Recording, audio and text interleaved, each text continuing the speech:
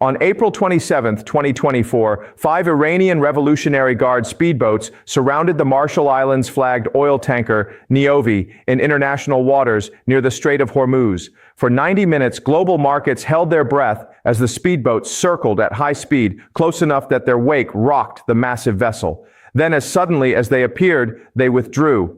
Oil prices spiked 3% in under an hour. By the next news cycle, the story had vanished, buried beneath coverage of Eastern European troop movements and Indo-Pacific naval exercises. But something profound happened in those 90 minutes that almost no one is discussing.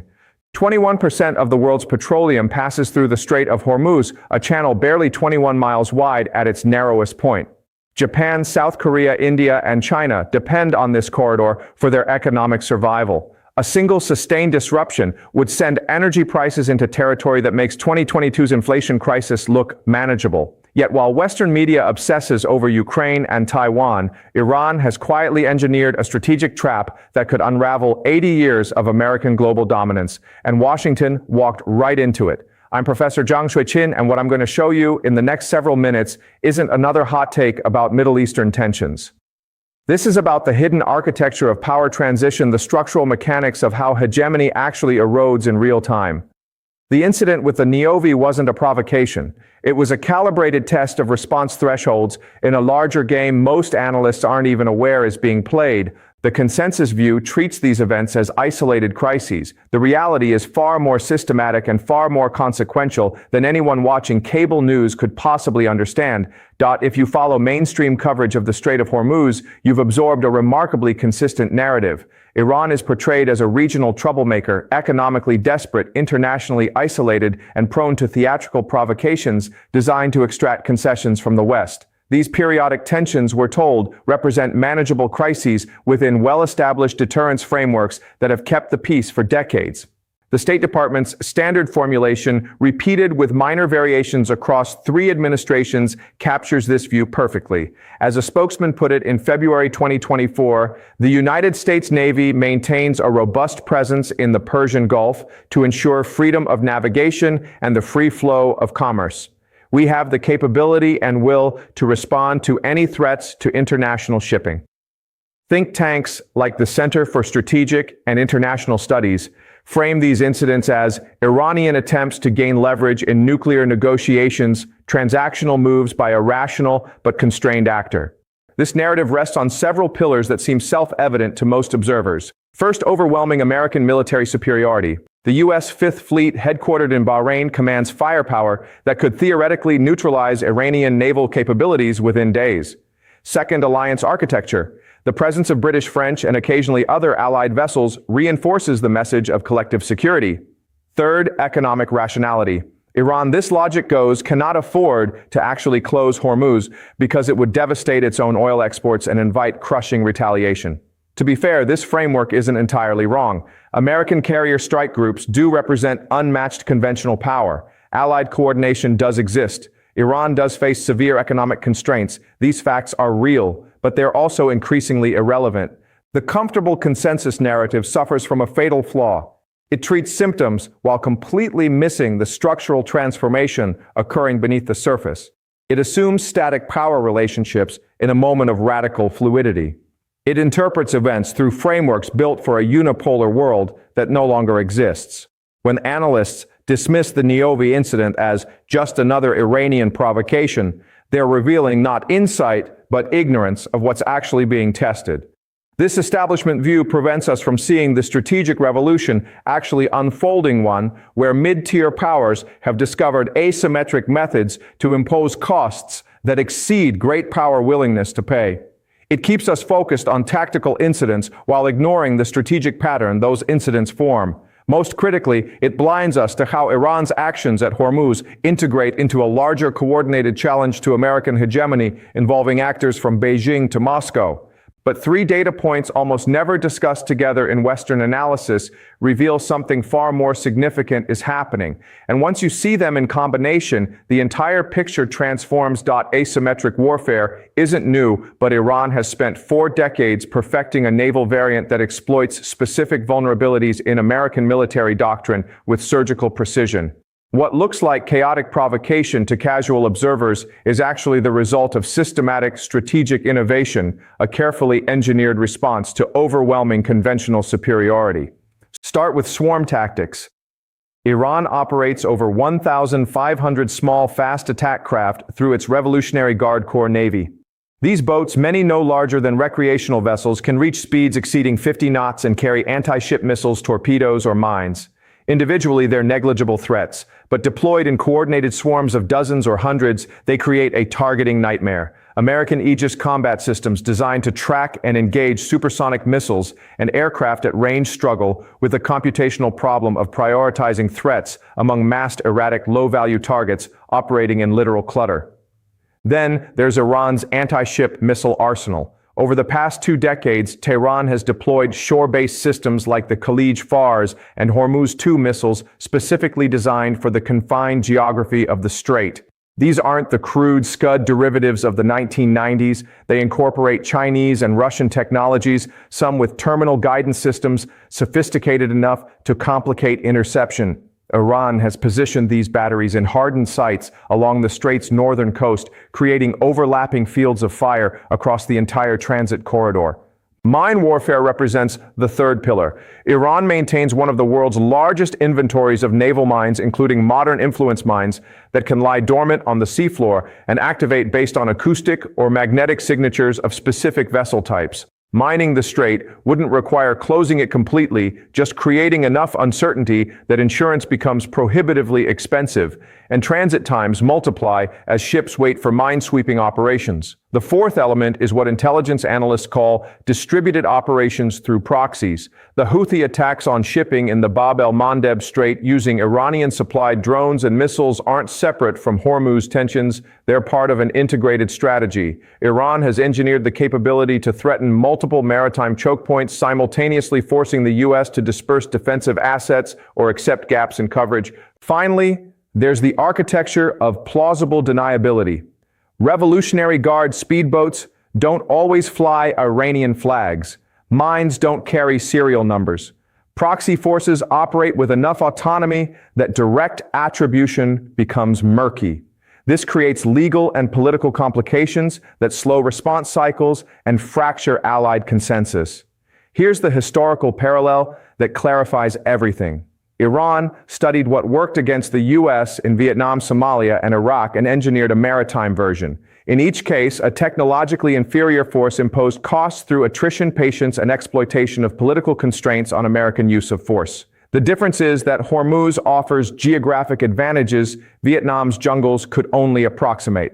The Strait is a 21-mile-wide kill box where range, speed, and platform sophistication matter far less than numbers, positioning, and willingness to accept casualties.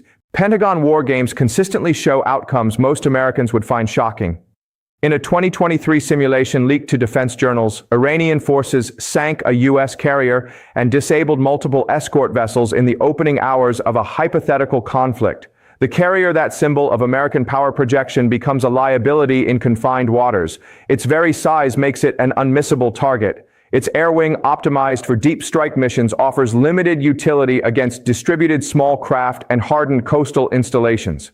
Its defensive systems, world-class in open ocean, become saturated in the target-rich, geographically constrained environment of the Strait. This isn't a scenario where American forces lose. Eventually, overwhelming firepower would prevail. But the costs in time, casualties, and economic disruption would be catastrophic. And that calculation changes everything. But military tactics alone don't explain the trap. The real genius lies in what Iran understood about global economic architecture and how to weaponize geography in a way that turns market forces into strategic leverage. The economic architecture that flows through the Strait of Hormuz creates leverage that no amount of military spending can neutralize.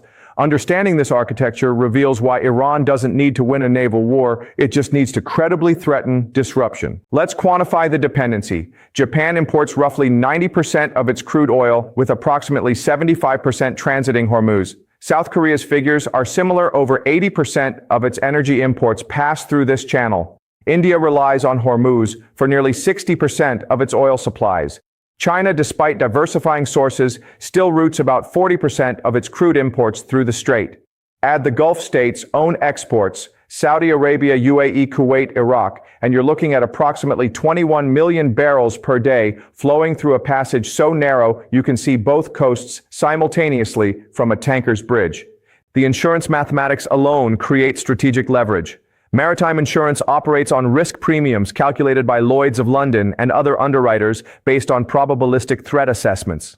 In normal conditions, war risk premiums for Gulf transit might add 0.05 to 0.1% to shipping costs negligible. But when underwriters perceive elevated threat, those premiums can multiply 50-fold within days. During the 2019 tanker attacks, some vessels saw premiums spike to 5% of cargo value. For a very large crude carrier hauling 2 million barrels worth $160 million, that's an additional $8 million per voyage. Scale that across hundreds of monthly transits, and you've added billions to global energy costs without firing a shot. Alternative routes exist only in theory. The UAE has built pipelines to bypass Hormuz, but total capacity reaches only 1.5 million barrels per day, a fraction of the 21 million that normally transit the strait. Saudi Arabia's east-west pipeline adds another 5 million barrels daily, but redirecting significant Gulf production to Red Sea ports would take months and leave infrastructure vulnerable to different threats, as Houthi attacks have demonstrated. There is no rapid substitute for Hormuz's throughput capacity. The spare capacity myth deserves special attention.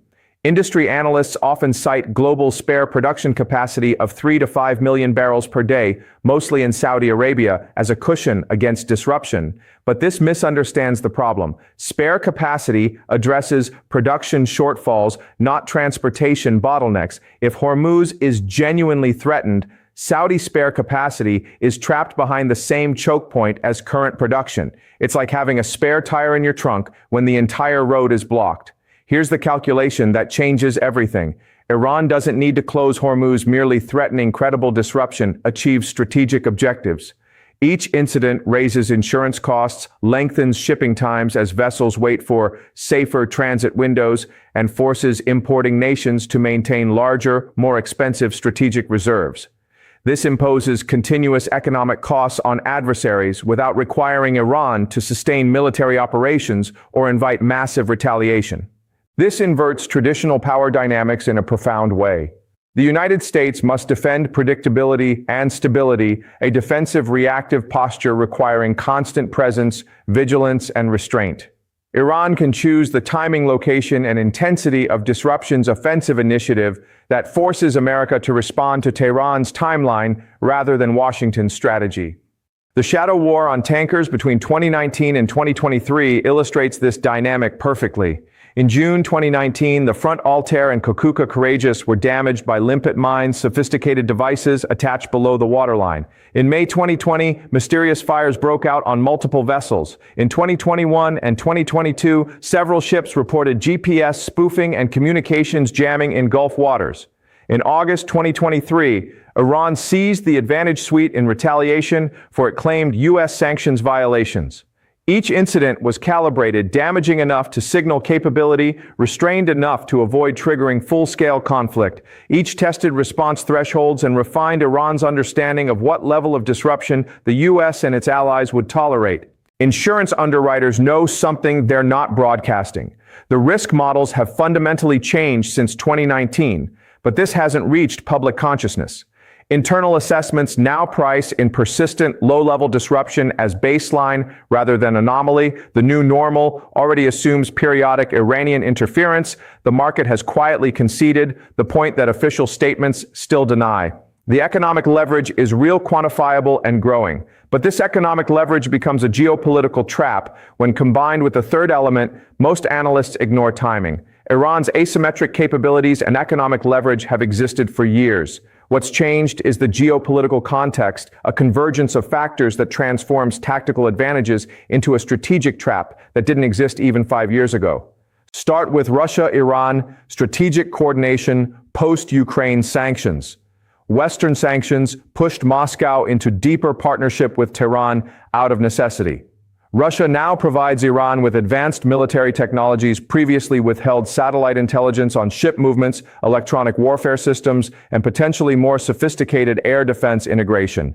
In return, Iran supplies Russia with drones proven effective in Ukraine, but the cooperation runs deeper than weapons transfers. In November 2023, Russian Foreign Minister Sergei Lavrov stated, "Attempts to maintain dominance through military presence in regions far from American shores represent the dying spasms of unipolarity." That wasn't abstract philosophy, it was diplomatic cover being prepared for challenges to U.S. naval presence in the Persian Gulf. China's position is more nuanced, but ultimately more significant. Beijing depends on Hormuz for roughly 40% of its oil imports, theoretically aligning Chinese interests with maintaining open transit. But China has concluded that challenging U.S. naval dominance narratives serves a larger strategic objective. If Washington cannot guarantee security in the Persian Gulf without massive continuous commitment, it validates China's argument that American security guarantees in the Western Pacific are equally hollow. In March 2023, Chinese Foreign Ministry spokesman Wang Wenbin described Hormuz tensions as consequences of sustained U.S. military interference in regions where it has no legitimate security interests. The subtext for Asian allies was clear. America's protection comes with unsustainable costs and uncertain reliability. Then came the diplomatic earthquake that barely registered in Western media, the Saudi-Iran détente brokered by China in March 2023. Riyadh and Tehran restored diplomatic relations after 7 years of hostility. This wasn't merely symbolic. It fractured the U.S. alliance architecture that had contained Iran for decades. Saudi Arabia, the cornerstone of American Gulf strategy, signaled it would pursue an independent foreign policy, less reflexively aligned with Washington's preferences. The Saudis didn't abandon the U.S. relationship, but they created strategic optionality, and optionality is the opposite of alliance reliability. Fourth, consider U.S. military overextension across multiple theaters. American naval assets face simultaneous demands in the Western Pacific to deter China, in European waters supporting NATO in response to Ukraine, and in the Middle East, maintaining presence. The Navy currently operates around 290 ships, barely sufficient for peacetime commitments, inadequate for simultaneous major contingencies. Every carrier group deployed to the Persian Gulf is one not available for Taiwan Strait contingencies. Tehran, Beijing, and Moscow all understand this arithmetic perfectly. Fifth, there's the domestic American constraint that may be most binding of all. Post-Afghanistan and post-Iraq, public appetite for Middle East military intervention has collapsed. A 2024 Chicago Council on Global Affairs survey found that only 23% of Americans support using military force to ensure oil flow through the Persian Gulf, down from 56% in 2002. Tehran monitors American polling as carefully as Washington does. Iranian officials understand that any significant military commitment in the Gulf would face immediate intense domestic political opposition that constrains presidential options regardless of party. These 5 factors converge to create the trap mechanism. Any substantial U.S. military response to Iranian actions validates the aggressive hegemon narrative that Iran, Russia, and China actively promote to global audiences.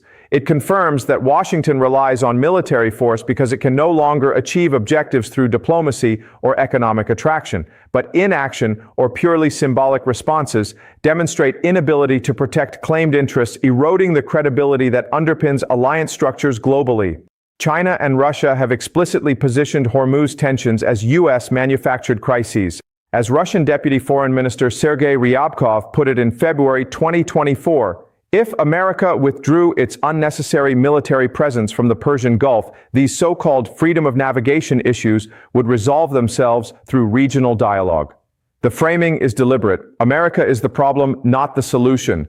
3 meetings between Iranian, Russian, and Chinese officials in 2023 barely made Western news, but they coordinated exactly this scenario. In January, security officials met in Moscow. In June, naval commanders held discussions in Tehran.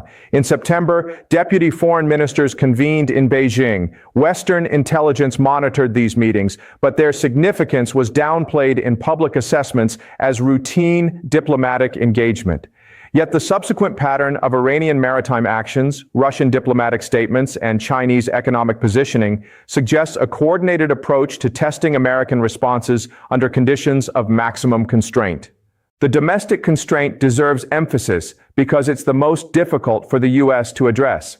Tehran has studied American political cycles and understands that intervention fatigue isn't partisan, it spans the political spectrum. The American public has delivered a clear verdict: no more open-ended Middle Eastern commitments. Iranian strategists don't need to read classified intelligence to know this limits Washington's options. They just need to read polling data and watch congressional hearings. To see how perfectly this trap operates, we need to examine what actually happened in the past 18 months, the timeline the media covered but never connected. When you arrange these events chronologically rather than by news cycle, a clear operational pattern emerges, one that suggests coordinated testing of response thresholds rather than random provocations. July 2022. Iran seizes two Greek-flagged tankers, Delta Poseidon and Prudent Warrior, in the Strait of Hormuz. Mainstream explanation: retaliation for Greece's seizure of Iranian oil at U.S. request. Pattern interpretation: a calibrated test of European response when energy security is threatened during the Ukraine crisis energy crunch. The vessels were released after 75 days. Notably, Greece quietly ceased cooperation with U.S. sanctions enforcement on Iranian oil shipments afterward. January 2023, Chinese President Xi Jinping hosts Iranian President Raisi in Beijing, signing a 25-year strategic cooperation agreement worth $400 billion. Official framing: routine diplomatic engagement. Pattern reality: Beijing positions itself as Tehran's economic guarantor, creating insurance against total Western isolation. The timing preceded the Saudi-Iran normalization by 2 months, hardly coincidental. March 2023, China brokers the Saudi-Iran diplomatic restoration in Beijing. Western analysis focused on the symbolism of China's diplomatic achievement. The strategic substance was fracturing the anti-Iran coalition at precisely the moment when renewed nuclear negotiations were stalling. May 2023, Iran seizes the Marshall Islands-flagged tanker Advantage Suite in the Gulf of Oman. Mainstream: sanctions enforcement. Pattern: testing U.S. response during a period of increased American focus on Ukraine counteroffensive planning. The vessel was released after minimal protest from Washington, signaling tolerance thresholds. June to August 2023. Houthi forces in Yemen, armed with Iranian-supplied drones and anti-ship missiles, dramatically escalate Red Sea attacks on commercial shipping. The U.S. deploys additional destroyers to the region. Notice what this achieves: American naval assets diverted from Pacific posture to address an Iranian proxy threat in a secondary theater, while Hormuz itself remains under-resourced. September 2023. The trilateral meeting of Iranian, Russian, and Chinese deputy foreign ministers in Beijing receives minimal Western coverage. The joint statement criticized extraterritorial application of unilateral sanctions and military presence far from national borders, diplomatic language with operational implications.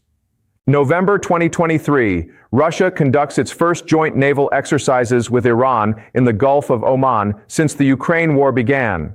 2 Russian frigates participate. Mainstream dismissal: symbolic gesture with no practical significance. Strategic reality: demonstrating that Iran isn't regionally isolated and complicating U.S. targeting calculus in any potential conflict. January 2024. Saudi Arabia announces oil production cuts despite U.S. pressure to increase supply.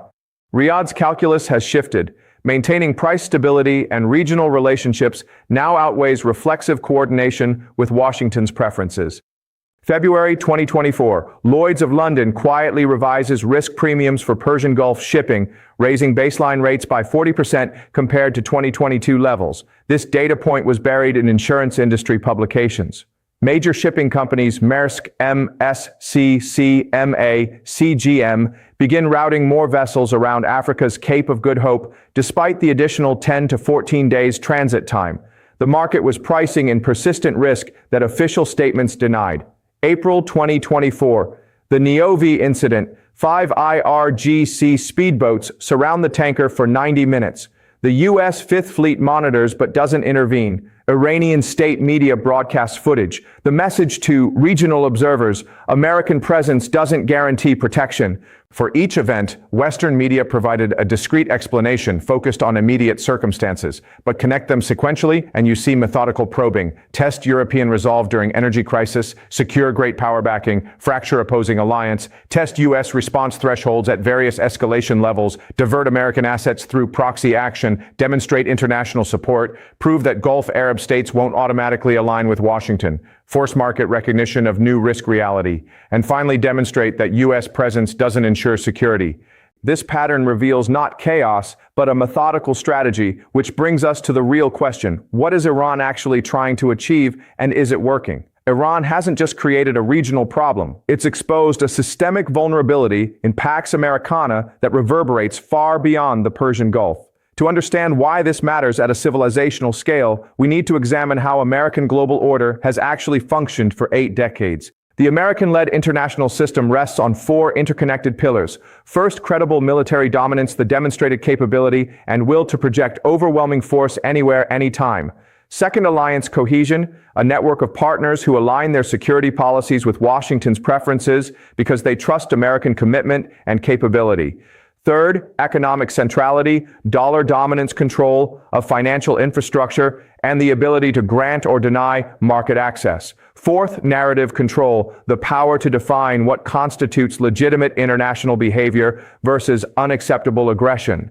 The Hormuz situation simultaneously challenges all 4 pillars in ways that no previous crisis has quite managed. Military dominance is challenged not through conventional defeat, but through the demonstration that American power cannot guarantee security without disproportionate sustained commitment. Alliance cohesion fractures when partners like Saudi Arabia pursue independent accommodation with adversaries, or when Greece quietly stops enforcing U.S. sanctions after its tankers are seized.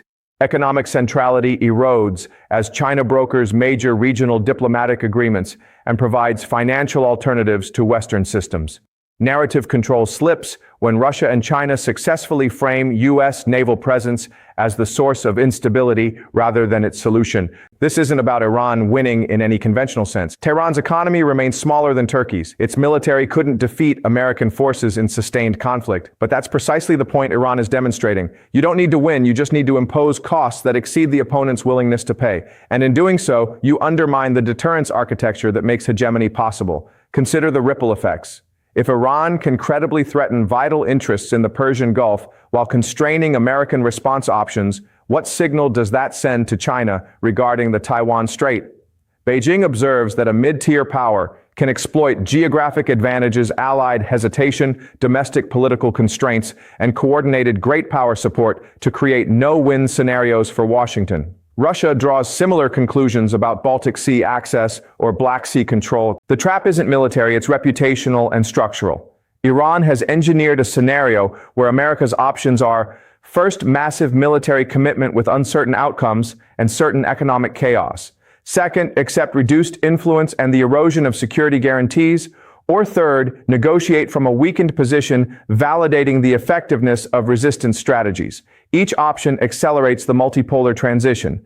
The counterargument seems obvious. Couldn't the U.S. simply destroy Iranian military capabilities with airstrikes eliminating the threat decisively? This reveals a fundamental misunderstanding of contemporary strategic costs. Such action would trigger regional war involving Iranian proxies across Lebanon, Syria, Iraq, and Yemen. Oil prices would spike to levels that could trigger global recession, politically catastrophic for any American administration. China and Russia would provide diplomatic cover and potentially material support to Iran, framing the conflict as proof of American aggression. Domestically, the political backlash would be immediate and intense, with no guarantee of sustained public support for the extended commitment required to actually stabilize the region afterward.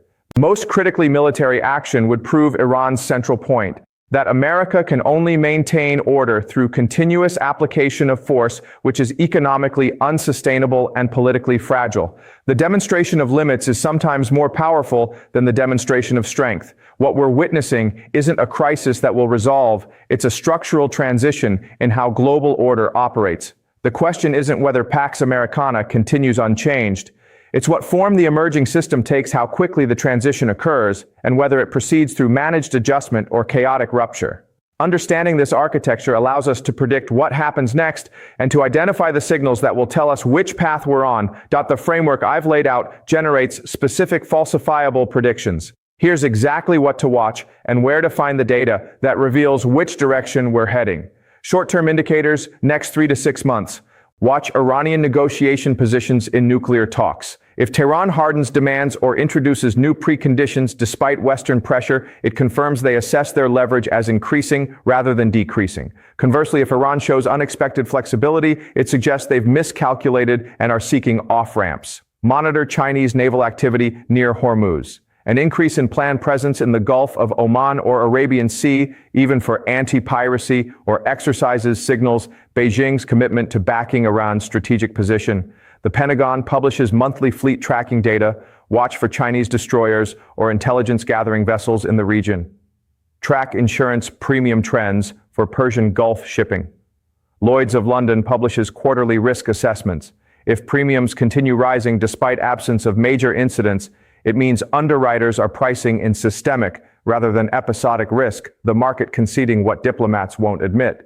Observe U.S. force posture. Any reduction in Fifth Fleet presence or Yanchang Carrier Strike Group rotation gaps indicates acceptance of reduced commitment. Defense Department posture reviews are published semi-annually and reveal resource allocation priorities more honestly than official rhetoric.